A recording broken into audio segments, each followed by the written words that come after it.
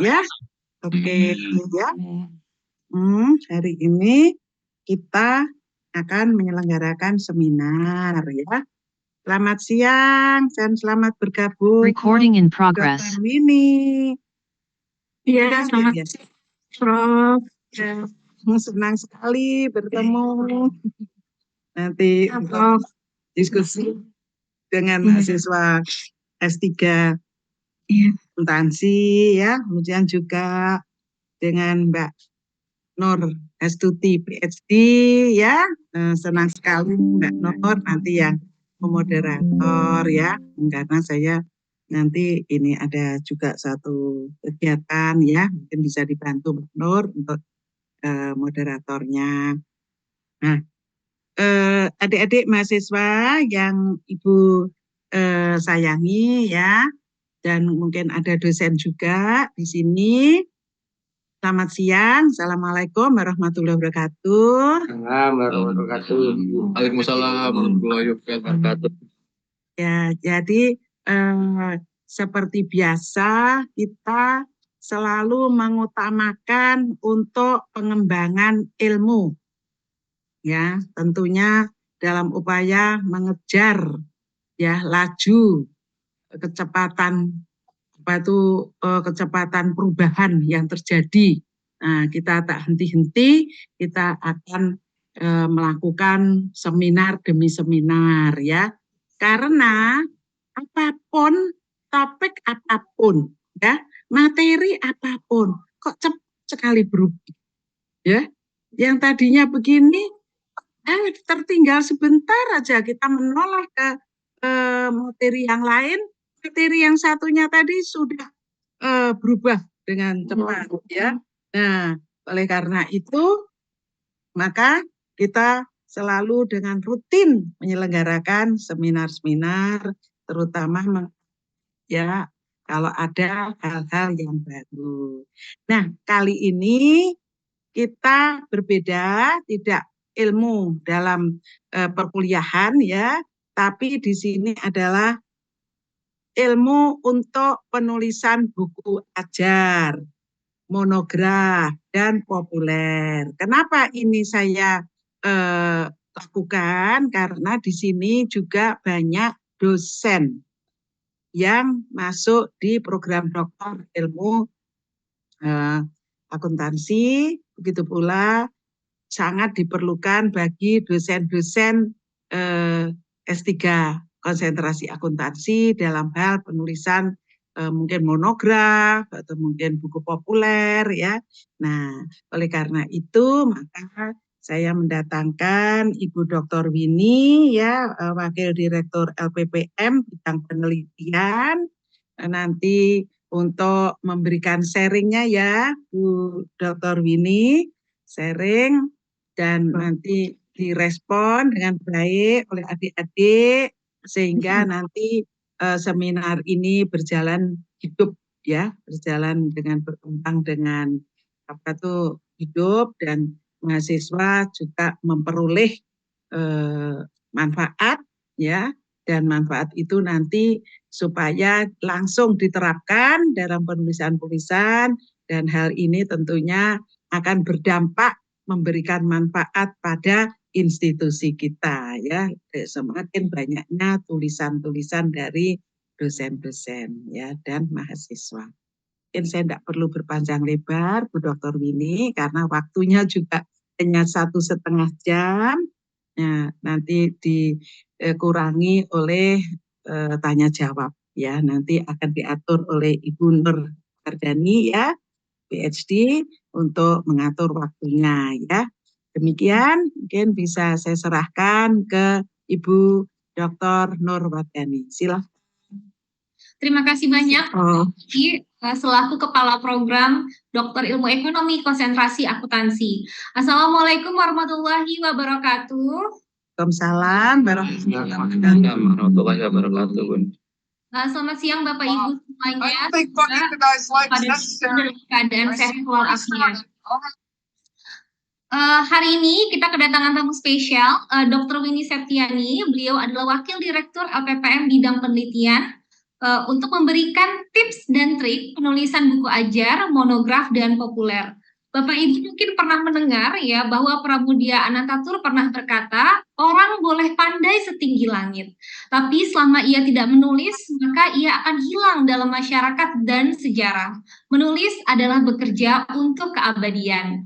Dan kali ini kita memiliki narasumber yang luar biasa, Bu Dr. Winnie Septiani. Beliau merupakan tidak hanya sekedar wakil direktur penelitian, tapi beliau juga pernah menjadi Kepala Pusat Penelitian dan Pengembangan Pendidikan, Sekretaris Program Studi MTI, dan juga merupakan dosen tetap teknik industri Universitas Trisakti.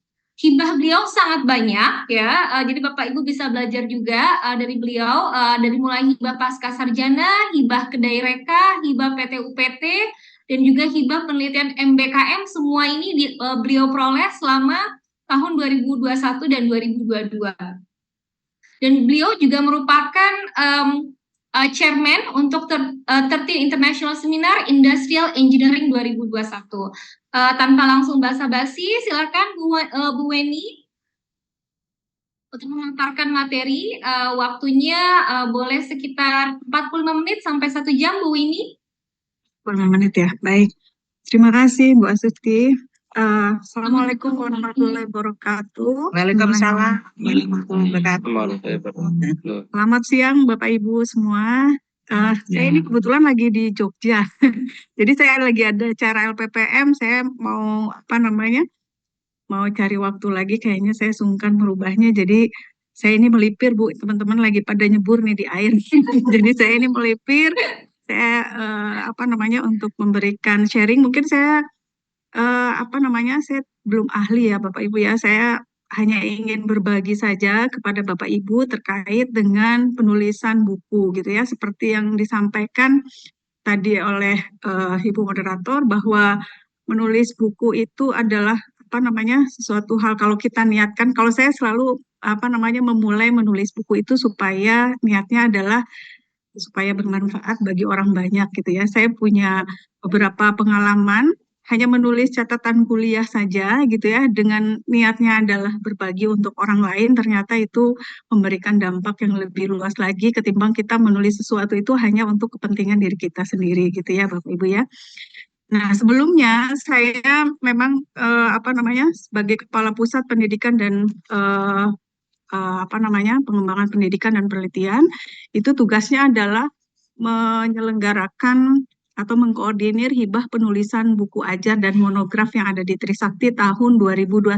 Jadi mulai pertama ada hibah buku ajar, monograf itu di Trisakti itu tahun 2021. Jadi waktu itu saya mengelola itu, dan pada kesempatan itu saya juga mencoba menulis juga, sehingga sekarang saya ada tulisan buku ajar itu ada 2 buku ajar, kemudian ada 2 monograf. 1 monograf sekarang sedang proses, kemudian 1 buku ajar yang sedang proses lagi adalah buku metodologi penelitian gitu Bapak Ibu ya. Jadi saya coba akan share pada Bapak Ibu. Mungkin di sini ada Bapak Ibu yang mau berbagi dulu, apakah ada yang sudah pernah menuliskan buku apapun? Ada yang pernah atau punya buku? Bikin buku novel mungkin? Cek. Apa? Nah, ikut menulis book chapter. Book chapter ya, chapter ya itu salah satu buku yang ditulis oleh dosen ya. Baik, saya izin untuk share materi ini. Jadi agendanya mungkin mudah-mudahan dalam 45 menit ini saya agak ngebut ya Bapak Ibu ya. Jadi saya kepengen membagi ilmu yang sedikit ini kepada Bapak Ibu, mudah-mudahan bermanfaat. Yang pertama kita akan mulai menyamakan persepsi mengenai buku itu apa. Karena saya dosen, tentunya saya akan membatasi buku yang yang akan kita diskusikan adalah buku di tingkat perguruan tinggi. Jadi kalau Bapak Ibu mau menulis buku populer, tentunya kalau buku yang nanti kita akan bahas ini sudah bisa kita kita pahami bersama, menulis buku populer yang lebih mudah. Kemudian yang kedua, lingkup ragam buku apa yang akan kita diskusikan pada siang hari ini. Kemudian yang ketiga, alasannya. Jadi kalau nanti di sesi yang di bagian paparan saya nanti saya akan menjelaskan karakteristik dari beberapa buku, apakah itu buku ajar, buku referensi, monograf. Tadi ada yang menyebutkan ada bunga rampai, kemudian ada juga modul yang itu juga termasuk buku. Hal yang paling utama ketika menulis buku adalah alasannya untuk apa gitu ya. Karena template dari penulisan buku-buku itu tentunya nanti Bapak Ibu juga bisa meminta bantuan penerbit untuk bisa menyesuaikan itu dengan ketentuan gitu ya. Tetapi hal yang utama adalah alasan utama kenapa kita harus menulis buku. Dan tentunya itu menjadi trigger dan semangat ataupun motivasi untuk menyelesaikan buku itu sendiri. Kemudian yang berikutnya adalah setelah kita tahu, berikutnya adalah menentukan pengen buku apa, berikutnya adalah karakteristik apa yang dimiliki dari setiap buku itu, gitu ya. Kalau kebetulan Bapak Ibu di sini ada dosen, karena ada beberapa hibah dari Kemendikbudristek yang memfasilitasi untuk memberikan pendanaan buku yang sudah terbit di buku ajar, yang sekarang yang sudah ada itu insentif untuk buku ajar. Tapi bukunya harus sudah terbit. Nah, tentunya karakteristik kalau mau mengikuti hibah itu ya harus mengikuti karakteristik dari masing-masing buku itu. Kemudian yang terakhir adalah apa yang harus kita persiapkan ketika kita memutuskan saya mau menulis buku A yang termasuk ke dalam kategori tertentu, kemudian lalu apa yang harus kita persiapkan untuk memulai dan melaksanakan menulis buku. Nah, sumber referensinya tentunya saya yang menjadi acuan apa yang saya sampaikan, tentunya mengacu pada pedoman yang disampaikan oleh buku pedoman publikasi ilmiah yang dikeluarkan oleh Kemendikbudristek. Kemudian kami di LPPN juga menyusun berdasarkan pedoman dari pemerintah, menyusun pedoman penyusunan dan pengusulan untuk buku ajar maupun dengan monograf gitu ya, Bapak Ibu. Jadi saya mengacu pada ini sehingga nanti supaya kita nggak salah arah ya saya memberikan materi ini. Kemudian kalau saya mengambil dari pedoman tadi, Bapak Ibu bisa lihat sini, ini adalah definisinya. Saya nggak suka kalau baca buku itu tulisan apa, baca sesuatu itu nulisnya begini ya, Bapak Ibu ya. Bapak Ibu bisa perhatikan kalau saya bidangnya adalah analisis keputusan dan ergonomi. Jadi saya di teknik industri. Jadi kalau dalam bidang ergonomi, kalau kita memahami sesuatu ini, cara menuliskannya seperti ini agak susah dipahami. Sekarang Bapak Ibu coba perhatikan ya. Kalau saya menyampaikan informasi ini adalah seperti ini, dengan saya menyampaikan informasinya adalah seperti ini, mana yang Bapak Ibu mudah pahami? Kalau saya coba ini breakdown dari definisi tadi, kata kuncinya bahwa buku itu adalah satu buku, satu pembahasan yang mendalam terkait sesuatu. Kalau kita membuat buku ilmiah, tentunya pembahasan itu terkait dengan ilmu atau cabang ilmu tertentu. Apa yang dibahas? Yang dibahas adalah permasalahan yang bisa masa lalu yang kita sampaikan, kemudian juga bisa permasalahan masa kini. Sumbernya dari mana? Sumbernya bisa dari penelitian, bisa teori, bisa filosofi. Kalau Bapak Ibu adalah seorang praktisi, tentunya buku yang Bapak Ibu tuliskan itu sumbernya bisa dari pengalaman. Dari pengalaman Bapak Ibu yang disintesa, kemudian dituliskan sehingga itu menjadi knowledge pakar, kami menyebutnya sebagai knowledge pakar yang dituliskan dalam satu buku, gitu ya. Jadi hasil sintesa dari pakar kemudian dituliskan dalam satu buku. Kemudian disusun bab per bab dan fungsinya adalah sebagai panduan. Kira-kira seperti itu ya Bapak Ibu ya. Jadi ada pembahasannya, apa yang kita bahas adalah sesuatu yang dulu ataupun yang masa kini, sumbernya bisa dari penelitian, teori atau filosofi, kemudian disusun per bab dan berfungsi sebagai panduan. Nah, nanti definisi ini kita akan kita akan breakdown terkait dengan kategorisasi buku yang akan kita pilih. Ya, termasuk kalau Bapak Ibu ingin menulis buku populer, tentunya juga sama saja bisa mengacu pada definisi ini. Kemudian, ini adalah buku-buku yang sudah terbit di tahun pertama pada pengelolaan hibah buku ajar dan monograf yang dihasilkan oleh dosen-dosen Trisakti. Yang ini yang saya tampilkan adalah sebagian saja Bapak Ibu ya. Jadi dalam satu tahun itu ada 60 dosen yang menghasilkan buku ajar dan monograf dari program hibah ini. Jadi cukup banyak antusiasnya. Jadi untuk dosen mungkin yang buku ajar ini yang mempunyai minat yang banyak. Buku ajar ini nanti yang terkait dengan nanti akan digunakan untuk perkuliahan. Kalau monograf ini biasanya dihasilkan dari penelitian, gabungan dari beberapa penelitian atau PKM yang membahas satu topik yang terkait dengan bidang keilmuan kita. Nah, buku ajar ini nanti saya akan jelaskan lebih dalam. Tapi buku ajar ini dari segi jumlah, kalau kita mau berkompetisi untuk mendapatkan insentif dari Kemendikbud, buku ajar ini minimal jumlah halamannya adalah 200 halaman. Kalau monograf, jumlah halamannya minimal 80-90 halaman, gitu ya. Biasanya kalau sudah disebutkan 200 halaman gitu ya. Padahal kalau dosen pasti sudah mengajar bertahun-tahun, sudah banyak gitu ya ininya.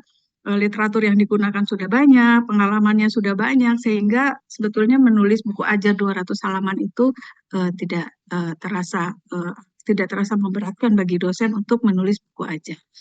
Nah, berikutnya ragam buku di level perguruan tinggi ini ada 5 kelompoknya. Tadi Bapak ada yang menyampaikan bunga rampai. Jadi ada yang disebut dengan buku referensi, buku monograf, buku ajar, kemudian modul, dan bunga rampai. Nah, mungkin ada yang pernah, tadi hanya satu bunga rampai, ada yang Bapak Ibu yang dari dosen sudah pernah membuat buku ajar? Sudah? Pak Yana Hadiat mungkin? Belum? Jadi ada buku referensi, buku monograf, buku ajar, modul, sama bunga rampai. Nah, kita nanti akan lihat masing-masing perbedaannya apa. Antara buku referensi dan monograf, saya beberapa kali ikut workshop penulisan buku ajar, monograf, dan referensi. Memang tidak ada yang menyebutkan secara secara clear, secara jelas terkait sama perbedaan buku referensi dan monograf. Hanya dari yang paling terlihat adalah dari jumlah halamannya gitu ya. Kalau buku referensi memang bentuknya seperti indeks gitu. Kebanyakan seperti indeks, sehingga kalau kita baca buku referensi, kita tidak membacanya mulai dari bab 1, kemudian baru bab 2, bab 3 secara berurutan. Mungkin Bapak Ibu punya ya contoh buku referensi di mana kita akan ngambil membaca buku itu terkait hanya membaca, misalnya Bapak Ibu bisa membaca sesuai dengan bab yang kita inginkan. Itu terkait sama kategori buku referensi. Nah, alasan mengapa menulis atau tidak menulis, ini bukan kata saya ya Bapak Ibu ya. Jadi kenapa sih orang harus menulis gitu ya?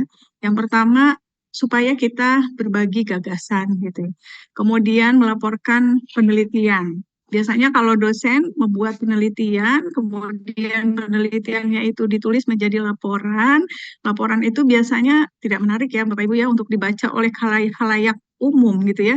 Kalau saya punya laporan penelitian, saya kasih ke Pak Hendriana, saya minta Pak baca, mungkin kurang tertarik ya karena bentuknya tidak menarik gitu kalau bentuknya laporan penelitian, sehingga laporan penelitian ini bisa dirubah menjadi buku monograf. Nah, yang terakhir monograf saya itu dari hibah Kedai Reka, Matching Fund Kedai Reka, saya tuliskan menjadi monograf. Itu alasan utamanya adalah supaya itu bisa dibagikan gitu ya dalam bahasa yang lebih mudah dipahami oleh masyarakat gitu. Jadi memang kita harus parafrase, kita ganti kalimatnya menjadi lebih mudah untuk dibaca oleh khalayak masyarakat umum.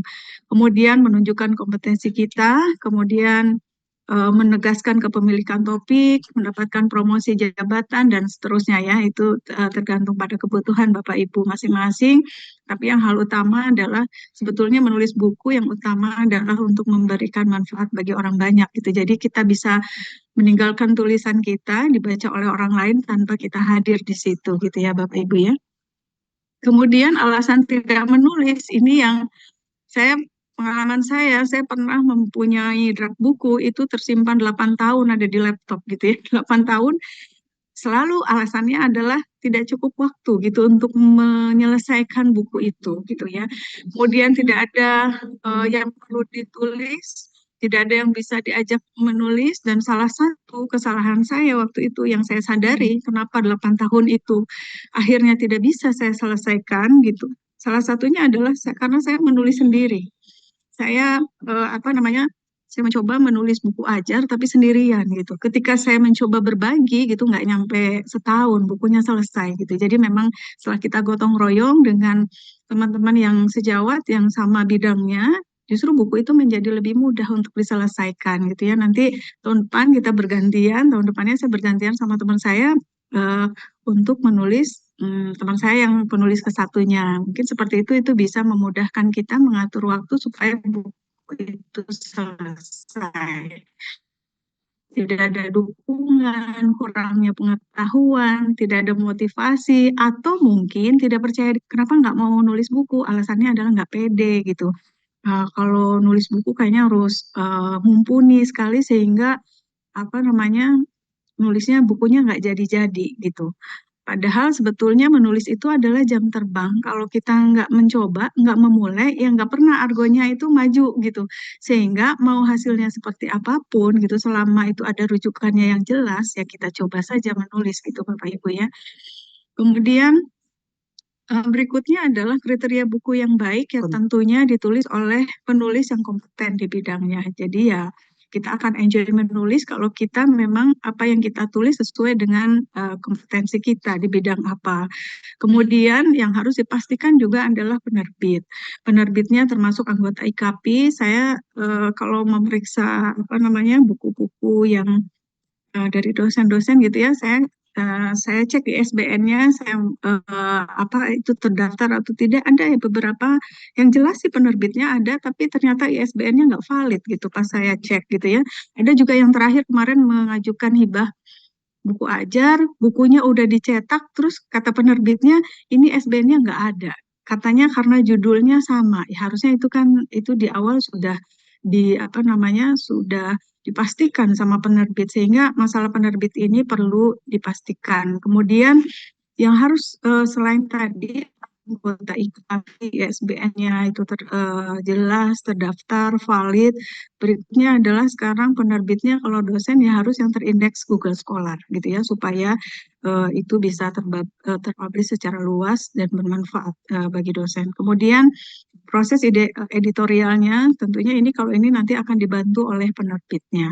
Kemudian mengenai halaman cetak ini nanti akan tergantung pada jenis buku apa nanti yang akan kita buat gitu Bapak Ibu. Jadi ini yang saya sampaikan, apapun profesi kita gitu ya, apapun yang akan kita lakukan, kalau Bapak Ibu hari ini mau meniatkan menulis sesuatu, maka menulis itu adalah jam terbang gitu ya. Kalau kita amati gitu ya, saya senang baca buku biografi gitu ya, tokoh-tokoh pasti kalau saya baca itu ada prosesnya gitu untuk sampai pada satu titik. Jadi memang menulis itu harus dimulai gitu supaya argonya apa namanya berjalan gitu. Jadi tidak perlu khawatir salah, tidak perlu khawatir kita belum mumpuni gitu ya. Saya pikir kalau sudah jelas gitu apa yang kita tuliskan referensinya, sumbernya, kita boleh mencoba menulis buku tadi ya. Kemudian yang nggak kalah penting adalah quality of your writing itu depend on the quality of your reading. Jadi tulisan kita itu akan dipengaruhi oleh apa yang kita baca. Kalau Bapak Ibu perhatikan seorang yang bisa nulis komik, pasti sudah dipastikan dia akan senang baca komik. Orang yang pinter menulis novel, pasti hobinya itu nulis novel. Jadi saya nggak suka baca komik, saya kalau disuruh bikin komik, kayak saya kesulitan gitu ya. Jadi yang utama adalah memang quality of your writing ini akan berpengaruh terhadap tulisan kita selanjutnya gitu ya. Jadi kita harus memperhatikan, kita harus apa namanya membaca yang strong gitu ya, yang papers yang atau papers atau textbooks yang berkualitas gitu ya, sehingga tulisan kita menjadi lebih berkualitas. Baik itu yang terkait dengan apa namanya pengantar tadi ya. Kemudian saya akan masuk pada yang berikutnya adalah terkait perbedaan antara buku referensi, buku monograf, kemudian buku ajar, berikutnya adalah modul dan bunga rampai. Nah, buku referensi ini kalau dosen dia ada di bidang B ya. Kalau diakui sebagai KUM, buku referensi itu ada di bidang B dengan maksimum nilai KUM-nya adalah 40. Jadi cukup besar. Buku referensi ini memuat satu himpunan informasi yang biasanya spesifik satu bidang ilmu. Jadi misalnya kalau saya TI misalnya ya, rantai pasok gitu, sustainability decision making misalnya, hal-hal yang spesifik, satu topik kajian yang terkait dengan bidang ilmu kita. Biasanya gaya penulisannya seperti indeks, kemudian satu bidang kompetensi, kemudian semua yang standar buku itu ya harus ada apa rumusan masalahnya, meskipun bentuknya tidak seperti kita menulis disertasi atau tesis gitu ya, bentuk rumusan masalahnya, tetapi ada permasalahan yang kita angkat yang mendasari kenapa buku itu atau topik itu perlu kita tuliskan gitu. Jadi kalau di sini ada tulisan adanya rumusan masalah, tentunya gaya menulisnya tidak seperti tulisan disertasi atau tesis gitu ya, disampaikan dalam bahasa yang lebih cair, yang mudah dipahami untuk membuka apa yang akan kita tulis. Kemudian ada pendekatan yang kita gunakan, tidak selalu metode tapi pendekatan apa. Kita akan membahas, seperti saya misalnya saya menulis pengambilan keputusan berkelanjutan, maka pendekatan apa yang akan saya bahas berikutnya terkait itu. Kemudian dukungan dan teori yang mutakhir, jadi tetap saja meskipun Bapak Ibu mungkin sebagian besar atau ada yang praktisi ingin menulis buku, tetap harus ada teori dan dukungan yang mendasari statement-statement kita di dalam menulis. Nah, yang agak berbeda dalam menulis publikasi artikel ilmiah dan buku, kalau dalam artikel ilmiah kan hampir setiap kalimat itu ada citasinya ya. Bahkan dalam satu kalimat itu bisa 1, 2, 3, bisa 4 citasinya gitu ya, yang merujuk ke siapa. Tapi kalau dalam buku referensi agak lebih tulisannya tidak selalu harus setiap kalimat kita memberikan rujukan gitu ya. Nanti rujukan itu nanti akan diberikan. Kalau rujukannya banyak, kita bisa menuliskan daftar pustakanya di setiap bab. Kalau misalnya tidak terlalu banyak, bisa di bagian akhir nanti kita menuliskan daftar pustakanya. Ini adalah contoh referensi, jadi handbook, manual book gitu ya, citation, directory, ensiklopedia, itu termasuk ke dalam buku-buku referensi gitu ya. Biasanya yang kita download e-book dari luar ya, itu kategori dalam bentuk buku referensi kebanyakan ya Bapak Ibu ya, terkait membahas satu topik. Kemudian kalau monograf ini beda tipis ya. Kalau saya diberikan trik sama Prof. Asri, kalau nulis monograf, nanti di kata pengantarnya jangan dituliskan monograf. Barangkali nanti reviewernya itu kalau melihat jumlah halamannya itu udah di atas mendekati 200 atau lebih dari 200, maka monograf kita itu bisa diakui sebagai referensi. Karena sama-sama membahas satu topik dalam satu bidang ilmu kita gitu ya. Tapi mungkin monograf ini lebih ringan memang pembahasannya gitu ya. Biasanya monograf ini adalah dari hasil riset. Seperti yang tadi saya sampaikan, terakhir saya bikin monograf bersama teman-teman itu yang terkait hasil riset yang dituliskan dalam bentuk karya ilmiah dalam karya ilmiah buku gitu ya Bapak Ibu ya. Kemudian sama kalau Bapak Ibu perhatikan ya, di sini tadi ada referensi itu harus ada rumusan masalah, sama monograf juga ada novelty-nya. Jadi ada kalau saya lihat instrumen penilaian untuk monograf maupun buku referensi, salah satunya adalah nilai kebaruan atau novelty-nya itu ada gitu ya, apa yang baru dari tulisan kita yang disampaikan dalam buku ini. Kemudian ada dukungan data atau informasi yang mutakhir, lengkap, jelas. Kemudian ada kesimpulan dan daftar pustaka gitu ya Bapak Ibu ya, kesimpulan sebagai penutup dari apa yang akan kita tulis. Kemudian buku ajar, buku ajar ini lebih spesifik. Jadi kalau buku ajar ini digunakan untuk pegangan satu mata kuliah tertentu. Sehingga dalam buku ajar itu, pembatasnya adalah rencana pembelajaran semester kalau dosennya. Jadi ada materi-materi yang dituliskan, topik-topik yang dituliskan dalam buku ajar itu disesuaikan dengan rencana pembelajaran yang sudah disusun oleh dosen gitu ya. Sehingga nanti ini akan menjadi buku pegangan. Kalau di dalam buku ajar nanti ada soal latihan, ada capaian pembelajaran, ada metode pembelajaran, beda dengan monograf sama buku referensi. Sehingga kalau saya tadi sampaikan bahwa buku ajar itu minimum 200 halaman, sebetulnya karena tadi ada contoh latihan, ada studi kasus, ada latihan soal, itu yang wajib ada di buku ajar gitu ya. Jadi saya sangat terbantu dengan ada buku ajar ini. Biasanya saya ngajar analisis keputusan, itu buku referensinya banyak. Sehingga kalau ditanya sama mahasiswa, Bu, saya pakai buku yang mana? Saya bingung, satu bukunya ada 6. Kalau saya bilang, ya udah 6-6-nya nggak mungkin. Saya pilih salah satu, semua dipakai gitu ya. Jadi akhirnya dengan adanya buku ajar ini cukup membantu gitu. Akhirnya ada yang memutuskan, ya sudah saya nggak punya buku sama sekali, terus saya ngandelinnya gitu. Ada beberapa mahasiswa yang mengandalkannya dari slide kuliah aja. Tentunya itu kan kurang baik ya kalau hanya kuliah mengandalkan slide dosennya aja. Sehingga dengan adanya buku ajar ini sangat membantu. Saya bisa minta mahasiswanya membaca dulu bab ini gitu sebelum kuliahnya dimulai gitu. Untuk kita diskusikan sama-sama halaman berapa, nah ini sangat membantu bagi dosen kalau kita memiliki buku ajar. Kemudian modul ini bagian dari bahan ajar, ini tidak diterbitkan oleh penerbit buku. Yang saya kemarin juga ini juga saya bikin modul bersama teman-teman juga dari KDRK ini, modulnya tidak diterbitkan oleh penerbit, tetapi hanya didaftarkan hak ciptanya saja gitu untuk modul. Jadi biasanya ini sebagai bahan pendukung untuk mata kuliah itu. Lebih, ini saya berikan contoh ya. Contohnya ini seperti ini ya. Modul-modul itu lebih ringan ininya.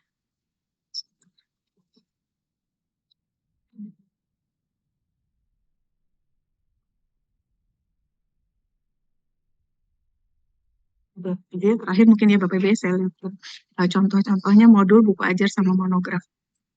Kemudian bunga rampai. Kalau bunga rampai ini bentuknya biasanya ini kan terdiri dari beberapa penulis. Topiknya nanti ditentukan oleh penerbitnya. Kemudian mau tentang apa, kemudian nanti penulis bentuknya biasanya bunga rampai itu setiap babnya itu seperti publikasi artikel ilmiah ya, dihimpun kemudian nanti dijadikan bunga rampai, sehingga nanti kata atau prolog dari bunga rampai ini nanti akan disampaikan untuk mengantarkan keseluruhan dari isi buku tadi gitu, isi bunga rampai yang akan dipublikasikan gitu Bapak Ibu ya, ditulis secara bersama-sama dan setiap bab itu ditulis oleh penulis yang berbeda. Jadi biasanya setiap babnya itu judul, kemudian nanti ada penulisnya siapa gitu ya. Jadi seperti kumpulan artikel-artikel ilmiah dijadikan satu buku begitu ya Bapak Ibu ya, itu yang terkait bunga rampai. Kemudian buku ajar, ini buku ajar yang tadi saya sampaikan, kalau monograf sama referensi dia ada di bidang penelitian, di bidang penelitian. Kalau buku ajar dia ada di bidang pendidikan dan pengajaran, dengan hukumnya itu angka kreditnya adalah 20 dan batas kepatutannya 1 tahun menghasilkan 1 buku ajar. Kemudian kalau modul ini suara saya masih kedengar atau putus-putus ya? Masih Bu, jelas Bu. Ya. Kalau yang modul ini lebih kecil ya karena tadi tidak diterbitkan, kemudian ininya juga apa namanya template-nya itu nggak kaku ya kalau modul, sehingga ini juga kalau lihat dari bebannya juga lebih kecil ya.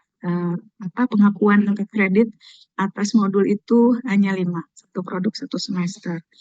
Kemudian karakteristik dari buku ajar seperti yang saya sampaikan tadi, ditulis oleh dosen pengampu mata kuliahnya, disusun berdasarkan RPS, menjelaskan capaian pembelajaran, kemudian menjelaskan cara mempelajarinya seperti apa. Di bagian awal ada contoh soal, ada latihan soal, ada studi kasus, kemudian ada rangkumannya, saya belum sampaikan ya, kemudian dirancang untuk peserta mata kuliah, kemudian gaya penulisannya tapi lebih komunikatif ya. Semua buku tadi mungkin yang referensi aja yang agak ini bahasanya. Tapi kalau buku ajar ini dirancangnya juga lebih komunikatif supaya mudah untuk dipahami. Tapi gaya tetap aja mengikuti kaidah penulisan ilmiah ya Bapak Ibu ya, artinya bukan bahasa gaul ya, bahasanya tetap mengikuti kaidah, tetapi bentuknya nggak kaku seperti laporan penelitian begitu ya Bapak Ibu ya. Nah ini tuh sepertinya hal yang sederhana ya Bapak Ibu ya. Kalau saya menyampaikan ini di di pendampingan hibah buku ajar atau monograf, rasanya ini hal yang sangat clear ya Bapak Ibu ya, bahwa buku ajar ini harus begini gitu ya. Tapi pada saat saya meriksa laporan kemajuan untuk buku ajar atau monograf, banyak juga gitu ya yang mengklaimnya buku ajar tapi bentuknya monograf gitu ya. Jadi banyak yang menulis buku ajar, yang saya cek gitu ya dari beberapa dosen yang mengusulkan hibah buku ajar itu bentuknya bukan buku ajar gitu. Seperti yang dituliskannya seperti buku referensi atau buku monograf, padahal jelas berbeda gitu ya bentuk struktur dari buku ajar dengan monograf. Kalau monograf dengan referensi kan hampir sama ya Bapak Ibu ya bentuknya. Kalau buku ajar memang beda gitu ininya, dari gaya penulisannya itu berbeda karena digunakan untuk kebutuhan untuk pengajaran gitu ya, karena di dalamnya nanti ada capaian pembelajaran, ada tugas, bisa juga dilengkapi dengan rubrik penilaiannya. Nah, buku ini kan bisa kita revisi ya Bapak Ibu ya, jadi dalam 2 tahun kalau buku ajar ini dosen bikin buku ajar 2 tahun bisa kita revisi gitu. Mungkin ada perubahan tadi seperti yang disampaikan oleh Prof. Neti bahwa ilmu itu berkembang terus gitu ya, metode pengajaran juga berkembang terus sehingga ketika menulis buku ajar juga mungkin kita harus selalu update gitu ya dengan perubahan-perubahan tadi. Saya juga merasakan begitu, saya menulis yang analisis keputusan itu tahun 2021, pas saya udah nyetok yang kesekian gitu ya, ternyata kayaknya harus udah direvisi gitu ya, karena ada beberapa hal yang harus mengikuti kebutuhan sekarang gitu yang terkait dengan metode ataupun topik-topik yang dibahas. Kemudian terkait sama bahasa tulisannya, tadi komunikatif tetapi tetap harus mengacu pada pedoman umum ejaan bahasa Indonesia, bahasanya jelas, lugas, komunikatif, dan efektif. Nah, biasanya saya tuh sering menemukan masalah penulisan itu kalau saya membimbing mahasiswa magister gitu S2, banyak yang menulis itu idenya bagus gitu ya Bapak Ibu, tentunya kalau sebagai praktisi mempunyai pengalaman yang cukup banyak terkait dengan topik yang mau dibahas, tapi biasanya masalah tulisan.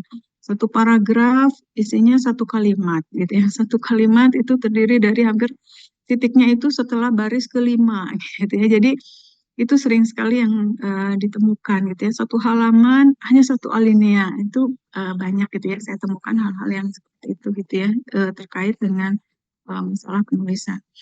Kemudian kalau yang keempat ini Bapak Ibu bisa menyerahkan urusan kerumitan ini nanti sama penerbit aja gitu. Jadi Bapak Ibu fokus pada isi bukunya saja. Kemudian tadi ya kalau misalnya buku ajar harus 200 halaman, 100 halaman, ikuti aja itu. Tetapi masalah penataan nanti akan dibantu oleh penerbitnya nanti. Kemudian ini pedoman umumnya adalah terkait panduan penulisannya, rasanya saya mungkin tidak perlu menjelaskan terlalu detail. Ini nanti kalau Bapak Ibu, nanti kan saya share ini materinya, nanti kalau Bapak Ibu udah memutuskan mau nulis buku ajar atau mau nulis monograf, silahkan dicek ini ya, panduan ini, jumlah halaman, marginnya, kemudian Times New Roman. Ini panduan yang saya susun di sini, yang ada di pedoman di LPPM ini mengacu pada pedoman di Kemendikbudristek gitu ya. Jadi untuk hibah dari Kemendikbudristek ini ketentuannya seperti ini, CPL, kemudian kalau ajar ya Bapak Ibu, kemudian Times New Roman, teksnya 12 poin dan seterusnya. Nah ini nggak usah, yang penting adalah Bapak Ibu ingin menulis apa, kemudian mau memilih buku apa itu dulu gitu ya. Ini sangat teknis, saya nanti dibagikan aja sama Bapak Ibu, nanti bisa dibaca. Kemudian strukturnya seperti ini ya Bapak Ibu ya. Sama, cuman tadi ini yang saya sampaikan ada rangkuman. Pendahuluan ini biasanya berisi capaian, metode, tujuan. Kalau ada penilaian yang mau dituliskan sama Bapak Ibu bisa dituliskan di bagian pendahuluan. kemudian berikutnya adalah penyajian materi, rangkuman, soal latihan, dan seterusnya. Gitu Bapak Ibu ya. Ini yang utama, isi yang utama. Kemudian tadi saya kalau menyebutkan minimal 200 halaman, 90 halaman itu isi. Jadi di luar sampul, daftar isi, glossary, indeks, kata itu di luar itu. Nah, begitu ya Bapak Ibu ya. Bapak Ibu ada yang tahu apa bedanya kata pengantar dengan prakata? Apa bedanya kata pengantar dengan prakata? Mari kita lihat ya. Apa bedanya kata pengantar dengan prakata? Kemudian ini adalah beberapa hal yang kalau kita mau menulis buku, kemudian buku ini harapannya dapat, karena kalau Bapak Ibu nulis buku, apa namanya, penerbit itu macam-macam modelnya ya Bapak Ibu ya. Ada yang menerbitkan, seperti saya pernah menerbitkan di Nas Media, dia bentuknya kita mau pesen yang mau order berapa cetakan, jadi dia sebagai mencetak aja, menerbitkan ISBN-nya, membantu menerbitkan ISBN hak cipta, tapi buku itu dipegang oleh kita gitu ya, draft bukunya. Kemudian nanti kita kalau mau ada tambahan cetakan ya tinggal minta. Tapi ada seperti di Wawasan Ilmu misalnya, dia minta cetakannya diambil, jadi draft bukunya di apa namanya, dikelola oleh si penerbitnya, nanti yang akan memasarkan juga penerbitnya. Nah, biasanya itu nanti biayanya lebih murah tuh kalau kayak gitu. Ada yang nggak bayar malah gitu ya. Wawasan Ilmu itu 500.000 kalau nggak salah untuk menerbitkan satu buku, tapi sistemnya seperti itu. Kalau apa namanya kayak Nas Media cetakan dia agak mahal biasanya. Dia mencetak 35 buku dulu dengan biaya sekitar 2 sampai 3 juta. Tergantung jumlah halaman, kemudian sama berwarna atau tidak. Kemudian ini yang mau saya highlight sedikit ya Bapak Ibu ya, yang terkait sama similarity. Buku itu juga harus memperhatikan sama seperti menulis tesis atau disertasi. Similarity ya Bapak Ibu ya. Jadi maksimal 25%, supaya aman sih kalau dosen 20% ya Bapak Ibu ya. Jadi tingkat kesamaannya, karena nanti akan dicek. Jadi nanti kalau Bapak Ibu udah punya draft bukunya akan dicek similarity-nya oleh penerbit. Nanti penerbitnya akan menyampaikan ke kita, Pak, Bu, ini similarity-nya segini, bagaimana mau dilanjutkan atau tidak gitu.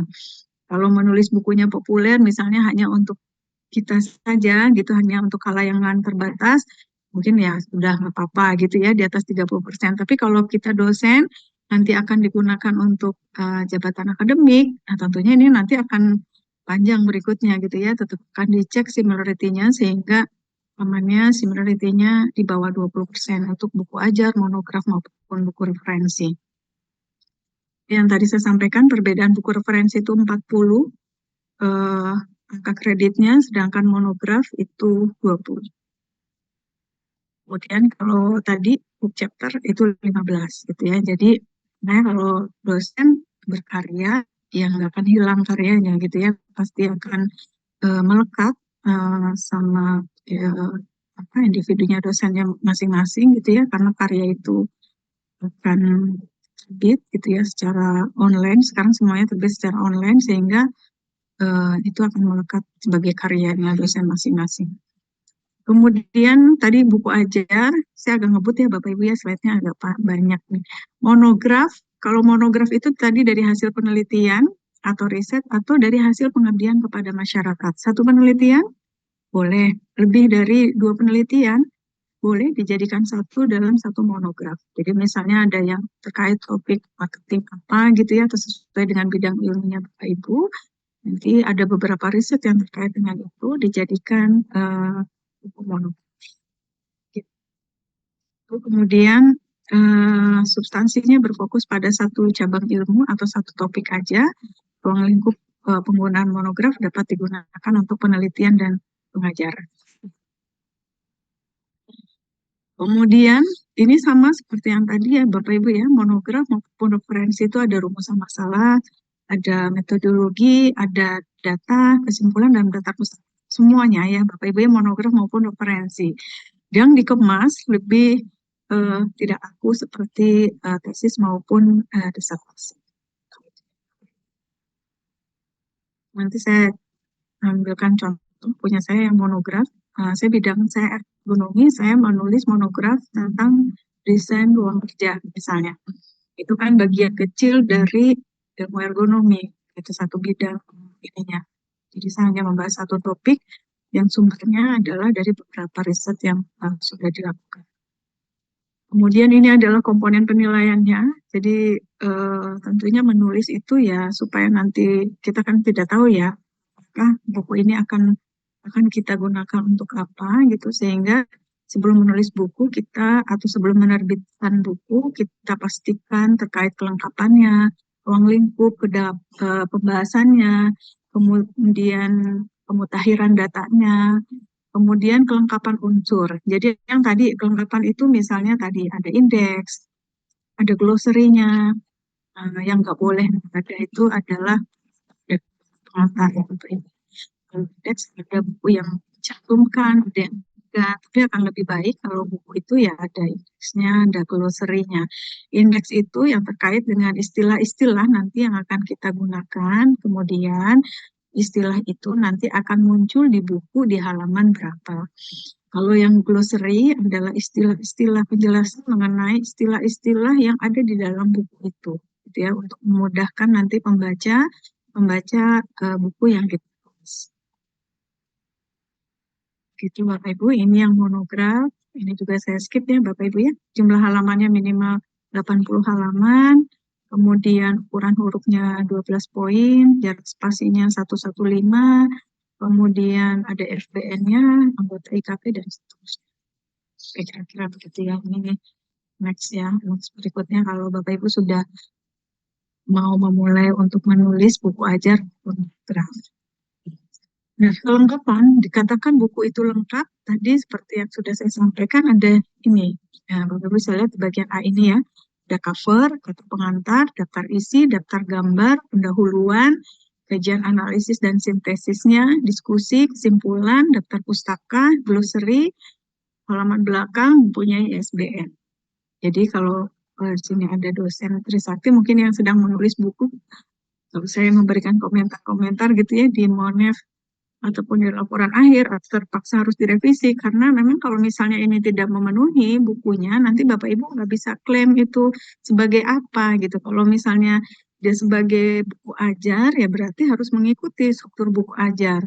Kalau monograf ya harus mengikuti itu sebagai buku monograf gitu ya, sehingga itu harus dipastikan. Kemudian ruang lingkup dan pembahasannya harus sesuai dengan bidang ilmu. Biasanya nanti kan akan terlihat kalau dari pembaca di bagian biodata. Biasanya ada ya di bagian belakang buku itu ada biodata penulis, sehingga dari biodata itu akan terlihat apakah penulisnya itu memang menulis sesuai dengan bidang keilmuannya. Kemudian data yang disampaikan itu mutakhir. Nah, saya sarankan Bapak Ibu kalau menampilkan gambar untuk foto itu misalnya kan itu juga dari literatur itu baiknya Bapak Ibu dituliskan lagi gitu ya, digambarkan lagi sehingga kualitas gambarnya lebih bagus, tampilan gambarnya lebih bagus gitu dan jadi jangan di capture terus tempelin di bukunya gitu. Jadi atau mau menampilkan data grafik atau apa, nah itu Bapak Ibu atur sedemikiannya lebih menarik sehingga kalau misalnya Bapak Ibu menampilkan pie chart atau histogram dari Excel kemudian langsung tempelin aja gitu ya di bukunya kan kurang menarik sehingga Bapak Ibu bisa memodifikasi itu. Kalau saya biasanya cara mudah ilustrasi buku itu ya saya masukin bikin grafiknya itu di software, kemudian saya masukin ke PPT sehingga saya bisa membuat narasi yang banyak gitu di dalam PPT itu baru itu saya capture sebagai gambar sehingga gambar grafik atau histogramnya itu menjadi lebih hidup timbang kita hanya nempelin grafik gitu di dalam buku. Ini yang monograf bentuknya seperti ini, ada pendahuluan, kemudian subtopik, topik 2, topik 3. Nah, bab yang kedua itu Bapak Ibu bisa menampilkan tinjauan pustaka, tapi judulnya jangan tinjauan pustaka gitu ya, tidak seperti disertasi. Tapi teori yang mendasari bahasan yang akan kita bahas, pembahasannya. Kemudian kalau menggunakan disarankan tidak menggunakan foto yang ada hak ciptanya ya, Bapak Ibu ya. Jadi hati-hati kalau menggunakan yang dari internet, foto kita masukkan ke dalam buku kita, kemudian kita publikasikan, sebaiknya menggunakan foto-foto kegiatan atau foto-foto produk kita sendiri, jadi ya di dalam buku yang kita tulis. Nah, terakhir adalah hal apa yang harus dipersiapkan dalam penulisan buku. Tentunya yang utama adalah sebelum sumber referensi adalah ide, Bapak Ibu ya. Jadi kita mau nulis apa, itu yang utama. Apa yang menarik kita tulis, kemudian bidang kompetensi apa yang ingin kita tuliskan. Saya punya teman sama-sama S3 di IPB. Beliau praktisi di BUMN, nggak senang nulis, senangnya bicara. Tapi dia punya 3 buku, gimana caranya? Jadi kalau dia bicara, direkam. Terus dia minta tolong orang untuk menuliskan hasil rekaman itu. Ternyata bisa ya, Bapak Ibu ya. Jadi kalau Bapak Ibu nggak senang nulis, senangnya berbicara, ide-ide atau hasil Bapak Ibu membaca, disintesakan, pengalaman-pengalamannya itu disampaikan secara lisan dalam bentuk recording, kemudian Bapak Ibu bisa minta bantuan orang untuk menuliskannya, gitu ya. Itu sangat memungkinkan, gitu ya. Itu juga teman saya itu melakukan itu bisa dapat 3 buku, sekarang sudah punya 3 buku dengan cara seperti itu, gitu ya. Kalau Bapak Ibu senang menulis tapi punya banyak pengalaman, punya pengetahuan, bisa dicoba dengan cara seperti itu. Kemudian sumber referensinya, pastikan seperti yang tadi saya sampaikan, kualitas bacaan kita akan mempengaruhi kualitas tulisan kita, sehingga ini menjadi hal yang salah satu yang penting yang perlu kita perhatikan. Kemudian manajemen referensi, Bapak Ibu, biasanya sekarang kan kita menulis banyak gitu ya daftar pustakanya, dan memang dituntut seperti itu, sehingga kalau Bapak Ibu menulis daftar pustaka zaman dulu zaman saya satu dulu 96, lulus tahun 2000 itu masih daftar pustakanya nggak pakai Mendeley Endnote gitu ya. Jadi kalau nulis daftar pustaka ya manual, terus kalau kelewat saya telusuri lagi gitu ya, memastikan kalau ada daftar pustakanya 50, memastikan yang ditulisan sama ada di daftar pustaka. Manual itu kan repot ya Bapak Ibu ya, sehingga sekarang apalagi kalau bentuk citasinya sekarang numbering gitu. Kalau nyisip 1 ya kan berubah ke bawahnya gitu ya, sehingga akan merepotkan kalau Bapak Ibu menulis referensi dengan manual, sehingga harus menggunakan manajemen referensi pakai Mendeley, Endnote atau yang lainnya Bapak Ibu ya. Kemudian karena tadi ada persyaratan tata bahasa sebelum masuk ke penerbit, mungkin Bapak Ibu bisa yang similarity, Bapak Ibu bisa mengecek dengan menggunakan pengecekan kemiripan gitu ya. Kalau di Trisakti dengan menggunakan Turnitin. Kalau yang ketiga tadi, kalau Bapak Ibu menggunakan bahasa Inggris tulisannya, maka harus dicek dulu tata bahasanya. Kemudian isi bukunya harus mengikuti kaidah penulisan tentunya seperti yang tadi saya sampaikan. Kemudian pelengkap buku. Nah, pelengkap buku ini seperti ini. Ada prakata. Kemudian nanti saya kasih contoh ya Bapak Ibu, setelah slide-nya selesai saya berikan contoh prakata. Kata pengantar, indeks, glossary, kemudian ungkapan penghargaan, biografi penulis, dan lampir. Kira seperti itu ya Bapak Ibu, ini yang perlu. Jadi bertahap aja Bapak Ibu ya. Jadi kalau saya harapannya apa yang saya sampaikan saya titipkan ke Bapak Ibu di PPT ini. Mungkin kalau sekarang belum lengkap semua informasinya, suatu saat Bapak Ibu menulis, Bapak Ibu lihat lagi gitu ya, apakah persyaratan-persyaratan terkait sama tulisan ini nanti akan Bapak Ibu pelajari sesuai kebutuhannya nanti. Yang penting adalah Bapak Ibu punya ide dulu untuk mau menulis buku apa gitu. Berikutnya nanti ini akan menyusul gitu ya. Kemampuan untuk membuat indeks, glossary nanti akan menyusul berikutnya. Nah, prakata itu bedanya dengan kata pengantar. Namanya prakata itu berisi mengenai kita menghantarkan buku. Kalau buku pengantar kan berisi yang Bapak Ibu ketahui ya, biasanya kan kata pengantar itu tujuannya apa buku ini, kemudian ucapan terima kasihnya dan seterusnya ya, standar lah kata pengantar. Tapi kalau prakata ini membahas apa isi buku ini gitu ya, membahas pentingnya buku ini ditulis, alasannya apa yang membedakan buku ini dengan buku yang lainnya yang ada di pasaran. Kemudian di dalam prakata kita juga menyebutkan siapa yang akan menggunakan buku ini, apa persyaratnya. Jadi kalau misalnya baik buku ajar maupun monograf. Jadi misalnya kita bisa menyebutkan buku ini ketika Bapak Ibu, ketika buku ini dalam penggunaannya perlu didukung dengan buku apa. Nah, kita sebutkan itu di prakata. Kemudian kita juga bisa menguraikan dalam prakata itu, menguraikan bagaimana pembagian subbab dari prakata tadi. Kemudian pesan, boleh juga menuliskan pesan-pesan untuk mahasiswa atau dosen yang menggunakan buku ini, gitu ya. Nanti saya kasih contoh prakata. Nah, saya kasih contoh prakata itu kalau di kami di LPPM kami sudah membuat prakata itu dalam bentuk pertanyaan-pertanyaan sehingga ketika pertanyaan-pertanyaan itu dihapus itu menjadi satu prakata gitu ya, beberapa paragraf prakata. Jadi kalau kita menulisnya seperti ini mungkin agak repot ya Bapak Ibu ya, 1 sampai 8 seperti ini, tapi nanti saya akan berikan contoh kalau itu dalam bentuk kalimat-kalimat. Karena Bapak Ibu ya, saya kasih contoh yang prakata.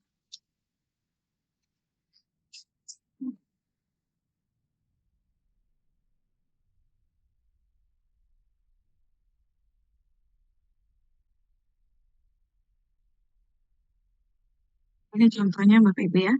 Jadi ini buku saya judulnya monograf.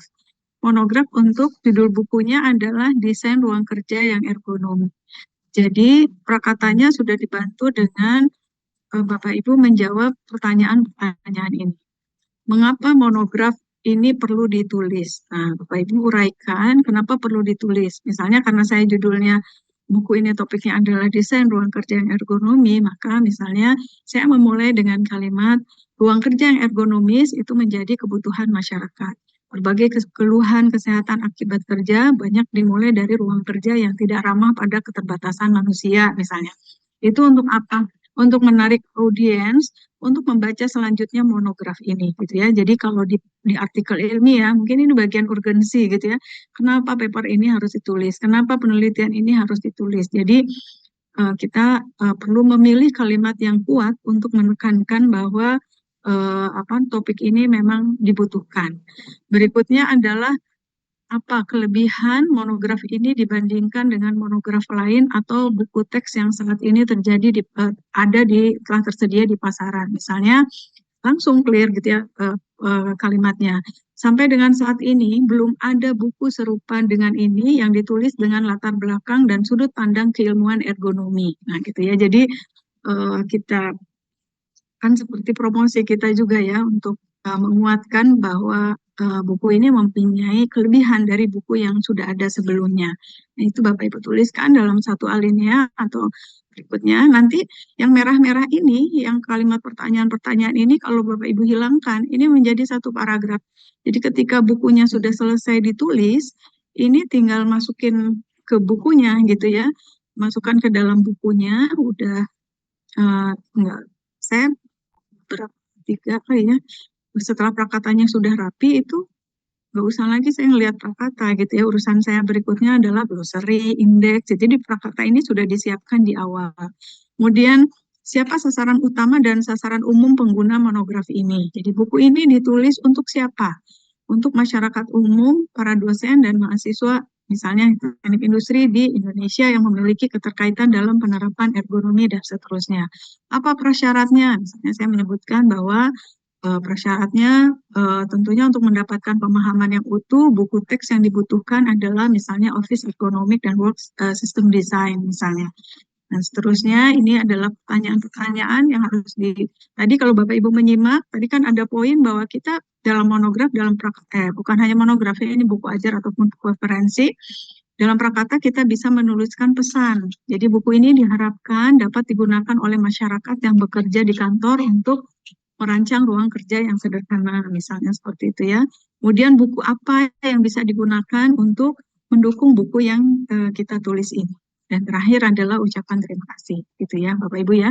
Jadi prakata ini, mungkin kalau dalam bentuk pertanyaan-pertanyaan ini, kita jadi akan lebih memudahkan kita menyusun perkata gitu ya. Jadi nanti tinggal kalimat-kalimat ini dihapus, kemudian itu menjadi sebuah perkata. Kemudian saya mau berikan contoh, masih ada sebentar lagi ya Bu.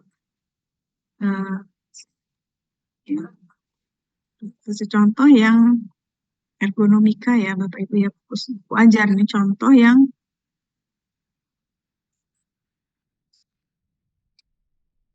buku ajar.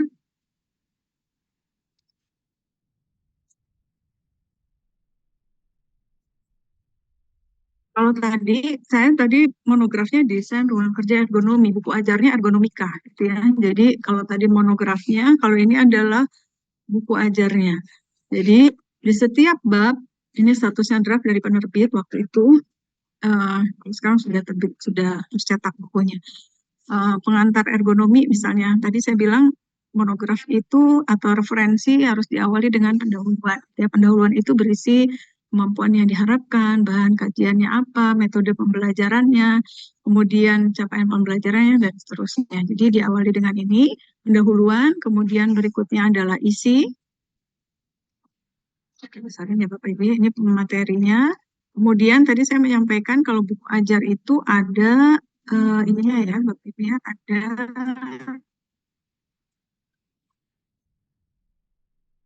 dia latihan soal. Nih, seperti ini. Ada soal latihan, ada rangkuman, kira-kira seperti ini ya. Jadi ada latihan. Jadi kalau Bapak Ibu yang udah lama mengajar mata kuliah ini, tentunya sudah banyak kumpulan soal latihan, dari soal-soal ujian, kemudian studi kasusnya juga tentunya sudah banyak gitu ya Bapak Ibu ya, sehingga buku ajar ini kalau untuk dosen sih menurut saya sih lebih mudah. Dan triknya kalau saya menulis buku ajar yang cepat adalah itu kan udah punya PPT. PPT itu kan kita pelajari gitu ya. Nah, PPT itu pindahkan dulu ke Word, kan itu pasti ada sumbernya kita menulis PPT itu. Pindahkan ke Word, setelah itu baru nanti kita narasikan gitu, seperti kita mengajar di kuliah gitu, kita narasikan, kemudian kita lengkapi dengan referensi sehingga 200 halaman itu lebih cepat gitu ya. Kita bisa berkolaborasi dengan 2 atau 3 dosen untuk mendapatkan buku ajar ini. Kira-kira itu mungkin yang bisa saya sampaikan Bu, Bapak Ibu. Mungkin selanjutnya kita diskusi saja kalau ada pertanyaan dari Bapak Ibu sekalian. Terima kasih. Oke, terima kasih banyak Bu ini. It's very comprehensive explanation.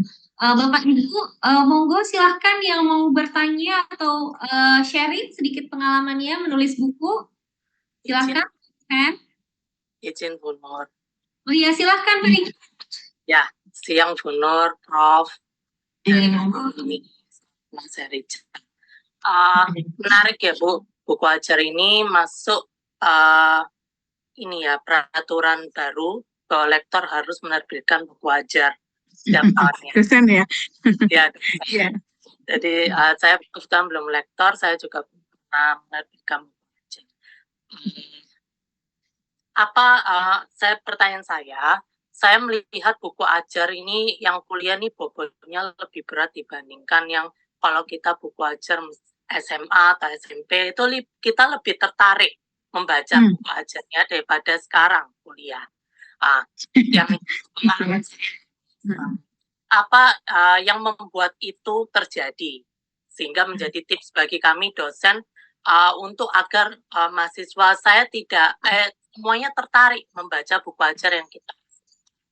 Lalu kedua, saya tertarik dengan proses proses pembuatan buku ajar dari awal hingga akhir. Itu butuh proses berapa lama?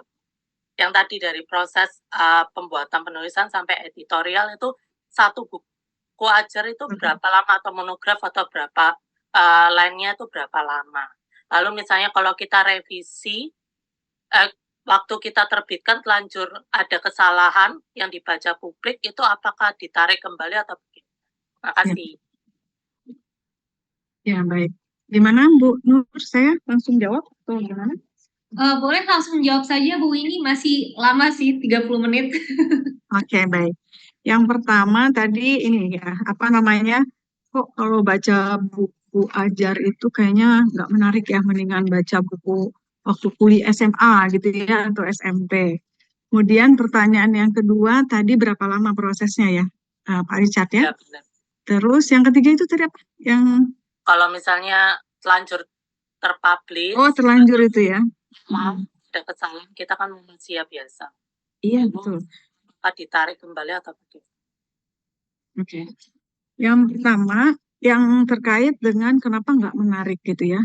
Jadi saya juga apa namanya kalau nulis buku dulu, kenapa pengen nulis buku itu awalnya juga saya tuh pengen nulis buku itu nggak memusingkan. Sekarang saya lagi nulis buku metodologi penelitian sama promotor saya dulu waktu S3. Saya bilang sama profesornya, Prof, saya nggak mau bikin metodologi penelitian yang bikin mahasiswa baca itu tetap aja nggak bisa nulis gitu ya. Jadi kalau saya baca buku metodologi penelitian, bagaimana caranya mengidentifikasi masalah. Setelah baca buku metodologi penelitian tetap aja nggak bisa gitu. Menuliskan itu ya, identifikasi masalah atau latar belakang masalah gitu ya. Jadi waktu itu saya pesannya, Prof, saya pengen bikin bukunya yang mahasiswa gampang bacanya. Nah itu ya, jadi yang pertama memang tergantung pada penulisnya. Jadi saya juga pernah membaca beberapa buku yang memang dikemasnya mudah dibaca, yang buku saya yang pertama. Mungkin ilustrasi ya, Pak Richard ya, itu kan tergantung dari gaya penulisnya. Jadi mungkin supaya mudah dibaca, buku itu perlu dilengkapi dengan ilustrasi-ilustrasi yang menarik. Jadi kalau saya memaparkan buku metodologi penelitian, saya menceritakan tentang bagaimana mengidentifikasi masalah, saya tuliskan itu dalam bentuk narasi-narasi seperti tulis penelitian, tentunya itu kan sulit untuk dipahami. Sehingga misalnya saya bentuknya bisa dalam bentuk bagan, gambar gitu ya. Yang misalnya saya mau jelaskan keterkaitan antara merumuskan masalah, tujuan penelitian, sama metodologi penelitian. Biasanya kan suka pisah-pisah tuh mahasiswa ya, antara metodologi sama tujuan kok beda. Di tujuan bilangnya mau mengidentifikasi, tapi di metodenya nggak ada, di hasilnya nggak ada. Nah, sering saya temui seperti itu gitu ya.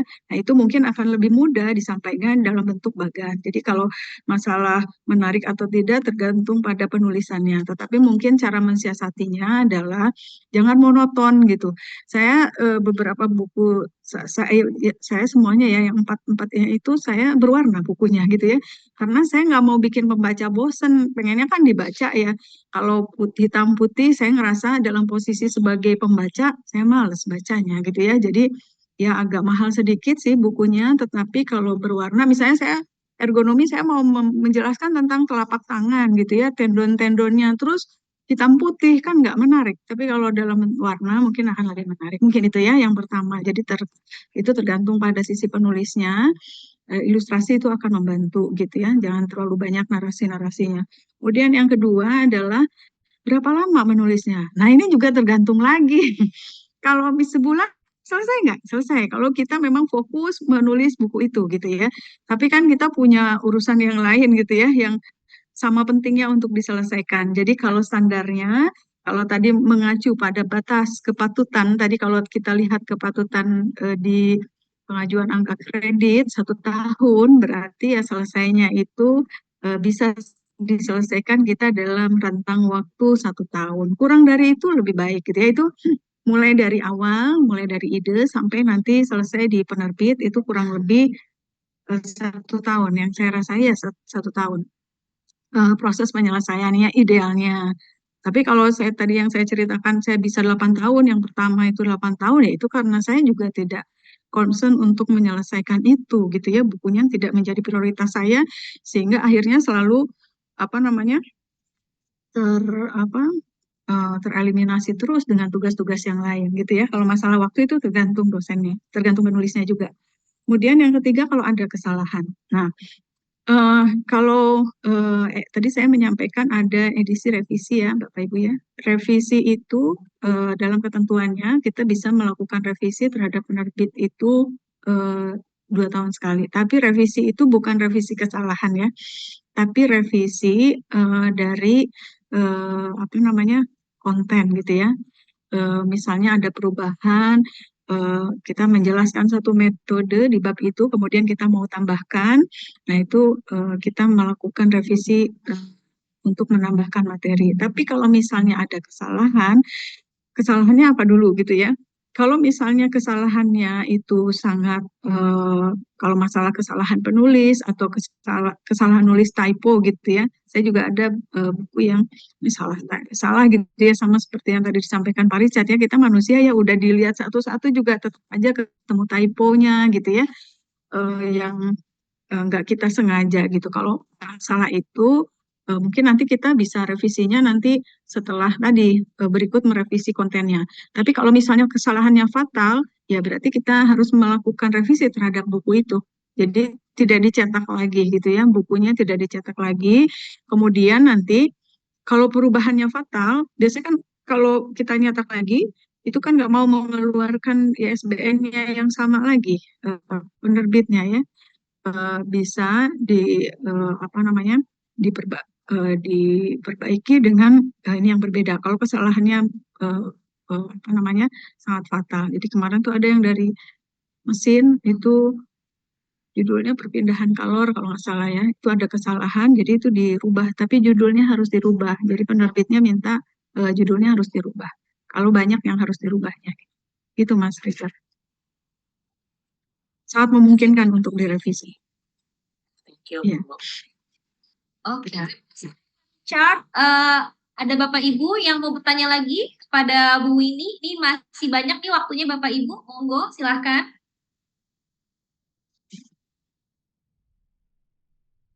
Nah, Bu, iya, silahkan.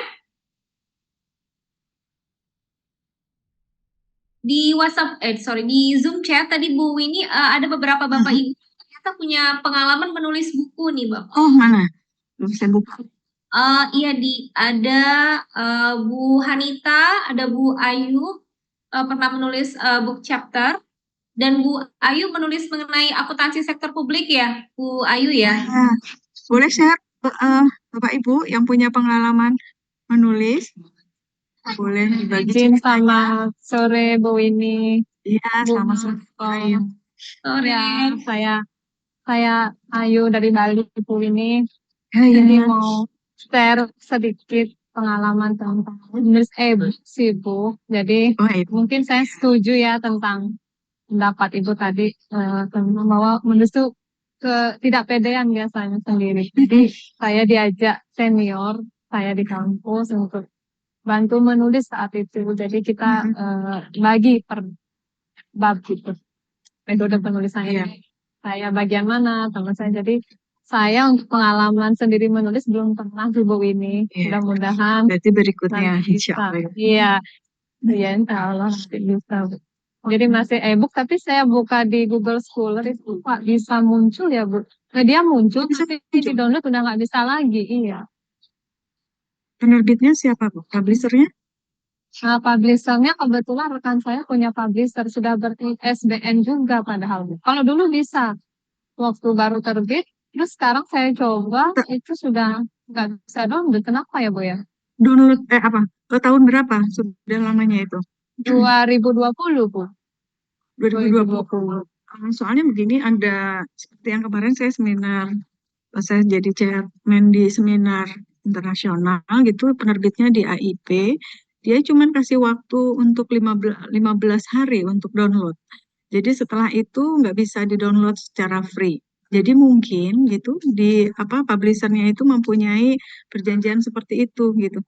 Jadi punya ketentuan bahwa buku itu tidak bisa diakses dalam rentang waktu tertentu. Jadi misalnya dia hanya memberikan rentang waktu sekian hari, sekian bulan, atau 1 tahun ada di dalam, kalau AIP misalnya dia bisa di-download gratis itu 15 hari, tapi terpublish di publishernya itu selama 1 tahun. Setelah itu kita harus download si papernya. Si papernya kita simpan di repository supaya bisa kita akses. Jadi mungkin Bu Ayu bisa menanyakan sama dosennya yang penulis pertamanya. Mungkin ada ketentuan itu dari publishernya. Jadi kalau nggak bisa di-download lagi, jadi si bukunya atau book chapternya bisa disimpan di repository. Cuman mungkin jangan ganda gitu ya. Jadi misalnya Bu Ayu nyimpen di repositori mana, terus nanti dosennya juga nyimpen di repositori yang berbeda. Jadi mungkin satu aja gitu nanti. Begitu Bu Ayu. Memang ada yang begitu, apa namanya, yang dia menutup aksesnya setelah rentang waktu tertentu. Oh, begitu. Baik, Bu, nanti coba saya tanyakan. Kebetulan Iya. Google Drive-nya saya sudah simpan sih, Bu. Tapi belum Oh ya. direpositori. Iya, terima kasih banyak sharingnya. Ya. Oh ya, Bu, ini mungkin sekalian ya, Bu, untuk membangun PD gitu ya, Bu, percaya diri kita Ya, membuat ya. buku. Itu kalau yang ideal itu kita berdua atau mungkin sendiri pun nggak masalah. Sepanjang apa ya, Bu, ya, syarat atau ketentuan supaya buku itu ya berkualitas gitu ya. Terus kalau kita Berkualitas. penulisnya sendiri, iya. Kasih. Eh, kalau bagusnya sih kalau misalnya kita baru mulai nulisnya tandem gitu ya dengan orang lain. Kalau saya buku yang pertama yang analisis keputusan itu sengaja saya satu dosen yang senior 10 tahun di atas saya, satu lagi yang junior. Jadi intinya supaya yang juniornya yang di bawah saya supaya ikutan juga ketularan pengen nulis lagi gitu. Dan memang iya setelah itu dia bisa menulis jadi penulis yang pertama gitu ya. Jadi pertama tadi ya supaya kita juga punya kontrol yang mengontrol apakah yang kita tulis itu sudah sesuai atau tidak gitu ya dari kepakaran dosen atau rekan kita yang lebih senior kepakaran atau keilmuannya gitu ya. Kemudian yang kedua juga itu apa namanya kepercayaan publik gitu ya. Kalau tulisan kita ingin dibaca, mungkin kita juga perlu menggandeng yang tadi yang mempunyai kepakaran yang lebih gitu ya di atas kita. Untuk yang pertama kali kita menulis buku, saya sarankan sih jangan sendiri gitu ya. Nah, yang waktu itu yang tiga penulis ketiga itu dosen muda, yang lebih muda dari saya maksudnya, itu sekarang udah bisa nulis penulis pertama itu 2 buku gitu ya. Jadi memang itu juga membantu kepercayaan diri juga gitu ya. Setelah dia percaya diri bisa nulis, akhirnya bisa menulis tunggal. Meskipun paling baru 5 tahun kayaknya jadi dosennya juga bisa nulis buku ajar. Pede gitu ya, jadi lebih pede untuk menulis. Mungkin begitu Bu Ayu.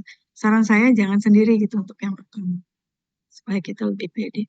Meskipun sebenarnya mungkin prosentasenya lebih banyak kita yang nulis gitu ya. Tapi kita perlu apa namanya perlu tandem dengan yang senior gitu. Gitu. Iya, setuju, Bu. Baik. Terima kasih, Bu, ini. Iya. Terima kasih Bu Ayu. Kalau aku pribadi ya mungkin ya benar ya kata Bu Winnie ya. Kalau rame-rame kayaknya lebih komitmen ya Bu Winnie ya dibandingkan sendiri ya. Iya, betul betul. Jadi kita kan ini rame-rame, udah gitu kita bagi-bagi kan. Ini bab ini, bab ini. Kalau yang itu udah selesai kita belum selesai ya kita kan ngebut jadinya kan. Yang lain udah selesai kita Iya, belum benar. selesai, ada yang memaksa kita jadi selesai gitu ya. Ya gitu. Betul. Setuju. Bu Nur. Oke, ini Bu Winnie ada pertanyaan dari Pak Haikal. Bagaimana agar buku itu tidak dibajak Bu? Tidak dibajak. Ini susah nih.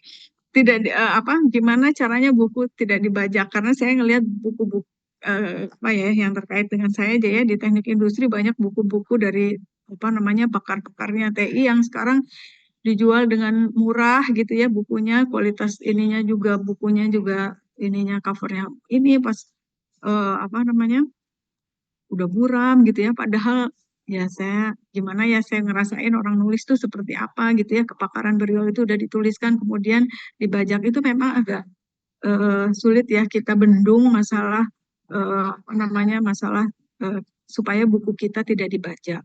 Tetapi mungkin ya Bapak Ibu ya salah satu upaya apalagi sekarang udah beredar e-book gitu ya. Kalau Bapak Ibu menulis e-book itu biasanya orang menjual e-book kalau yang pengalaman saya apa namanya menjual yang e-book itu kan yang terlihat sama pembaca kan biasanya cuma abstrak dan ringkasan-ringkasannya aja gitu ya. Jadi tidak terbuka. Kalau dimasukkan ke dalam Google Scholar pun gitu, itu nggak bisa di-download semua gitu ya. Sehingga itu nggak akan bajak bukunya gitu ya. Atau kemudian ininya apa namanya bukunya itu soft copy-nya nggak dimiliki sama orang gitu ya. Tapi memang tetap aja orang tuh pinter ya, bisa tetap aja di-scan bukunya, buku aslinya, terus dijadiin gitu. Itu susah ya dibendungnya gitu ya. Tapi mungkin salah satu caranya ya itu tadi ya, apa namanya, kalau saya milih penerbitnya tidak saya berikan soft copy-nya gitu ya. cipta ininya tetap ada di saya gitu. Jadi makanya saya tidak memilih penerbit yang mengambil draft buku saya untuk dijual gitu. Jadi saya hanya mencetak aja. Nah, mungkin kalau minta royalti buku itu kan kecil banget ya Bapak Ibu ya. Jadi amal jariah aja sih kalau nulis buku ya. Kalau untung nggak ada ya, keuntungan dari nulis buku secara finansial itu nggak ada, kecuali kepuasan kita ya membagi ilmu kita dari bentuk tulisan. Itu Bapak Ibu ya, kecuali yang populer ya mungkin ya Bapak Ibu ya, beda lagi. Pak Haikal tulis keuangan syariah di Bu ini. Siapa? Ini Pak Haikal yang bertanya. Pak Haikal mau sharing? Pak Haikal mana? Pak Haikal. Iya Bu, terima kasih. Iya saya dulu pernah nulis buku lembaga keuangan syariah sama bukan pembimbing mah penguji S2 saya seperti itu. Memang agak kaget juga beberapa tahun kemudian saya lihat bukunya itu pas di depan kelas saya pula mahasiswa pegang bajakan buku saya seperti itu gitu. Jadi saya kaget loh kok buku saya kok sudah kalian pegang tapi cetakannya fotokopian. Sementara di toko buku pun di Gramedia juga ada sebenarnya seperti itu. Jadi saya coba tanyakan. Memang sih kelemahan waktu itu belum ada soal sih. Memang tadi kan Ibu bilang kan bukunya itu bagusnya harus ada soal ya. Jadi sehingga mungkin kalau ada soal juga ada yang bilang soalnya kalau dengan soal tuh bisa mengurangi pembajakan gitu karena agak gitu ya Pak. Katanya sih Pak, apa soal ujian saya ada di bukunya di Untirta apa di mana gitu. Saya sama-samain ini sama. Soalnya soal ujiannya saya bikin sendiri gitu ya. Iya. Aja ada yang suka ya gimana ya Pak ya, kembali ke manusianya juga. Iya baik Bu. Baik. Terima kasih Bu atas masukannya. Iya Pak. Terima kasih Pak Haikal. Bapak Ibu ada yang mau bertanya atau berkomentar? Ini ada Pak Sanusi sepertinya sudah menulis 2 buku ya Pak mengenai akuntansi syariah dan buku audit. Monggo boleh share. Udah keren-keren. Silakan Bapak Ibu kita berdiskusi duka-dukanya menulis. Pak Sanusi monggo. Silakan Pak. Ada Bapak Ibu yang sudah berencana sekarang untuk pengen nulis buku apa? Hendriana sudah ada rencana Pak Hendriana? Iya Pak Sanusi, silakan Pak. Ya kebetulan saya kan sebetulnya keinginan penulis itu sih sudah lama sih Bu. Jadi kebetulan saya juga jadi dosen baru, cuma saya ada membuat modul-modul waktu jadi dosen, istilahnya dosen tidak tetap. Nah modul-modul itu yang saya kumpulkan, kemudian saya jadikan buku gitu. Iya. Jadi sudah terbit dan memang kata Ibu saya sih awalnya sih untuk membuat buku ini hanya untuk amal jariah aja Bu. Jadi saya upload ke ResearchGate Bu. Oh ya. Nah jadi kedua buku saya upload ke ResearchGate. Jadi tapi diterbitkan sama penerbit? Ya saya terbitkan Bu. Cuma nggak saya jual ke pasar apa gitu. Mereka jual ke Shopee Bu. Oh iya. Penerbitnya jadi mereka jual Shopee. Iya menjualkan ya. Ya, cuma saya tanya kan apakah boleh saya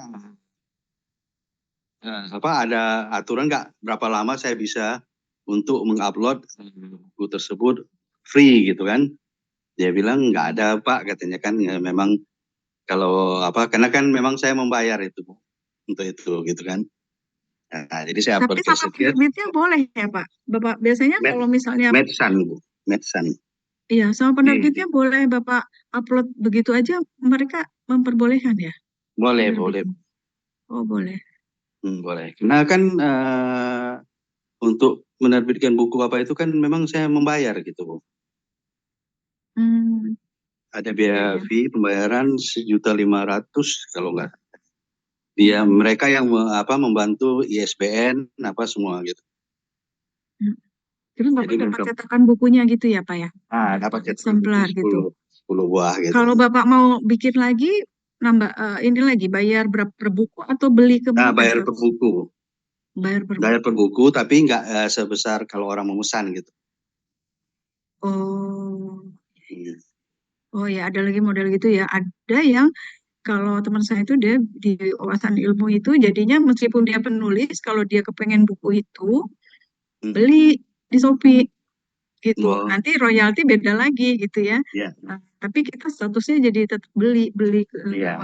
lewat online itu. Iya. Meskipun itu buku kita gitu ya. Iya.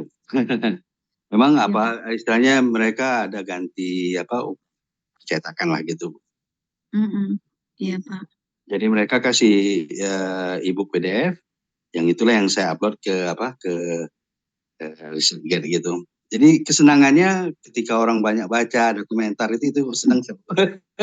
Iya kan Pengalaman gitu kan. senangnya gitu. Iya memang. Memang. Kebetulan juga masuk ke Google Scholar gitu kan. Nambah. Itu ya pengalaman saya, Bu. Ya, terima kasih Pak Terima Sanusi. kasih Pak Sanusi. Karena ini kali ya Bu, karena di-upload di ResearchGate, jadi otomatis bisa dibuka di Google Scholar ya Bu ya? Iya. Kalau disetujui sama penerbitnya boleh gitu. Kadang-kadang ada yang nggak mau, penerbitnya kan dia jual gitu. Kalau kita upload bebas, berarti kan orang bisa mendownload buku itu secara free ya. Betul. Bapak Ibu silakan ada yang mau berkomentar dan bertanya. Ini kebetulan Bu Winnie bersama kita dari APPM. Ya, Maaf Bu Nur, mau numpang tanya sedikit. Silakan Pak Slamet. Ya. Assalamualaikum warahmatullahi wabarakatuh. Waalaikumsalam warahmatullahi wabarakatuh. Pak Ya, Slamet. selamat sore Bu. Oh, nanti Ya. Bu Nur, Bu Windy. Iya Pak. Mau menanyakan ini Bu Nur masalah ini. Kalau Google Scholar itu ininya email kita itu yang pertama itu mati, mau kita punya ganti itu bisa? Bisa Pak. Email kita yang pertama itu karena keblokir. Nah, akhirnya bisa Pak. kami beberapa Bagian identitasnya. server kita nggak masuk ke Google Scholar. Bisa Pak. Ya, bisa. Bisa diupdate di identitasnya, bisa Pak, diganti ininya. Saya juga pernah gitu. Tuh awal-awalnya saya masih menggunakan Gmail, sekarang harus pakai Trisakti ya saya rubah. Bisa Pak, bisa bagian itu. Itu bukti kamu nggak masuk ke Google Scholar gitu. Ya, terima kasih Bu. Iya Pak, iya. Saya Pak. Ini mohon Pak Ridwan, oke. Sudah cukup jelas ya Pak Slamet ya, berarti bisa ya Bu ya? Bisa Pak. Terima kasih Bu. Oke, terima kasih. Nah, mungkin Bapak Ibu sedikit informasi saja. Bu Winnie ini kan dari APPM kan memantau ya Bu semua fakultas ya Bu ya. Dan kalau karena kemarin kan saya mengikuti pelatihan dari LPPM, ternyata dosen dari FEB ini yang paling rendah. Iya. Jadi Padahal dosennya banyak. Siswanya banyak. Jadi penting sekali nih Bu Winnie memotivasi teman-teman dosen, kebetulan hadir juga di Zoom. Sangat ditunggu loh. Sekarang mumpung ada pengusulan baru nih, pengusulan baru untuk buku akademik baru kan kita membuka lagi ya untuk pengusulan hibah buku ajar maupun monograf. Monograf itu bisa dengan mahasiswa ya Bu. Ininya apa namanya penulisnya bisa dengan alumni, bisa dengan mahasiswa, bisa juga dengan penulis yang lain. Maksudnya penulis dari luar Trisakti gitu ya, Bu Nur bisa. Yang monograf bisa dengan mahasiswa, tapi kalau buku ajar nggak bisa. Mungkin tahun akademik ini baru dimulai, saya sih makanya saya senang banget bisa bertemu dengan Bapak Ibu semua, dengan Bu Nur, Prof. Eti di sini. Ya misinya juga karena saya dari LPPM ya pengennya banyak dosen yang ikut menulis buku gitu karena saya rasa semua apalagi dosen-dosen di FB banyak yang sangat mumpuni di bidangnya masing-masing gitu, sangat ditunggu menuangkan pakarannya itu dalam bentuk buku gitu. Kalau boleh deadline-nya terakhir tanggal berapa nih Bu Winnie? Biar teman-teman dosen ini. Kalau menurut jadwal sih sekarang 30 Agustus ya. Oh, akhirnya masih bisa. ya. Iya.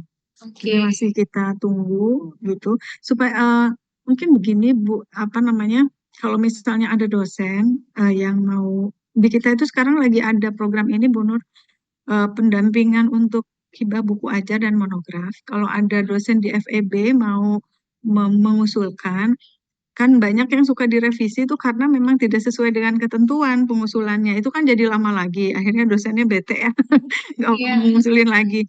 Jadi sebelum itu diusulkan, mungkin bisa konsultasi dulu gitu ya. Apa bisa ke Bu Sulis? PIC-nya sekarang sebenarnya Bu Sulis apa namanya Kepala Pusat untuk apa pengelolaan buku atau Oke. ke siapa saja yang ada di APPN, ke saya juga boleh.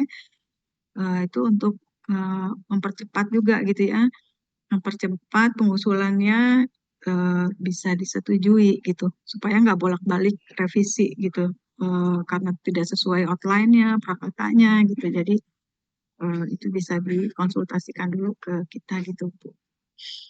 Siap Bu ini. Oke Bapak Ibu, masih ada pertanyaan lagi? Kalau tidak mungkin foto bersama dulu ya Bu Winnie, kita belum foto bersama. Ya, Mbak Bu Dini mungkin bisa bantu, Bu Umi bisa bantu foto bersama. baik Bu Nur. Oke Bapak Ibu, silahkan buka kamera yang masih ada di Zoom. Kelihatan deh sekarang. Oke Bu Dini mungkin boleh abal. Nggak pakai background, kita hilang gambarnya. Jadi backgroundnya saya buang. Oke. Oke Bapak Ibu ya, 1, 2, 3.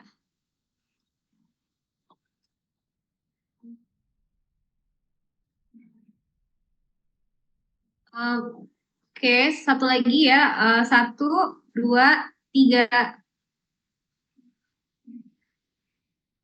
Oke, terima kasih. Terima kasih ya Bapak Ibu. Terima kasih Bu. Terima kasih. Tetap semangat menyelesaikan studinya ya Bapak Ibu ya. Mahasiswa Bu ini semangatnya cepat selesai dulu ya. Kuliahnya. Ya, mudah-mudahan lancar studinya. Bu Nur, terima kasih. Prof. Eti, terima kasih. Terima kasih banyak Bu Winnie. Maaf kita mengganggu acaranya Bu Winnie. Enggak. Saya udah melipir-melipir nih. Bu ini senang-senang di Jogja ya Bu ya, jadi kerja sama kita ya Bu ya. Enggak. Terima kasih. Salam buat teman-teman PPM. Ya, enggak. Ya. Semuanya, wassalamualaikum warahmatullahi wabarakatuh. Waalaikumsalam. Terima kasih. Ketemu Bapak Ibu. Izin live. Ibu ini. Bapak Ibu semuanya. Bu Nur, saya live ya. Silakan Bu ini ya. Ini. Ya, silakan. Assalamualaikum. Waalaikumsalam wabarakatuh. Terima kasih Bu. Mohon izin. Thank you, Pak Hendriana, Pak Slamet. Ibu Dino. Terima kasih. Prof, izin live Prof. Ya, terima kasih. Assalamualaikum warahmatullahi wabarakatuh. Ya. Izin live Prof. Assalamualaikum. Waalaikumsalam wabarakatuh. Mbak Dini, tadi fotonya udah ke ini kan ya Mbak Dini? Bu Dini. Sudah Bu. Oke, siap. Oke, Recording stopped.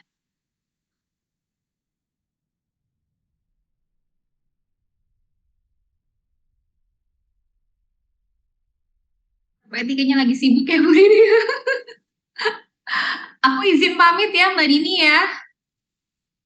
Iya Bu, terima kasih ya Bu. Terima kasih banyak Mbak Dini. Mbak Dini di kampus apa di rumah nih? Belum acaranya udah selesai. Mbak Dini di rumah apa di kantor Pak? Ini kami di kampus semua Bu. Masya Allah, subhanallah, la ilaha illallah. Di rumah nih. Ternyata teman-teman mahasiswa F3 punya pengalaman ya menulis buku ya, menarik juga ya. Oke, Bu Dini, Bu Umi, aku pamit dulu ya, titip salam buat Prof ya. Iya baik Bu, terima kasih banyak ya Oke, Bu. assalamualaikum.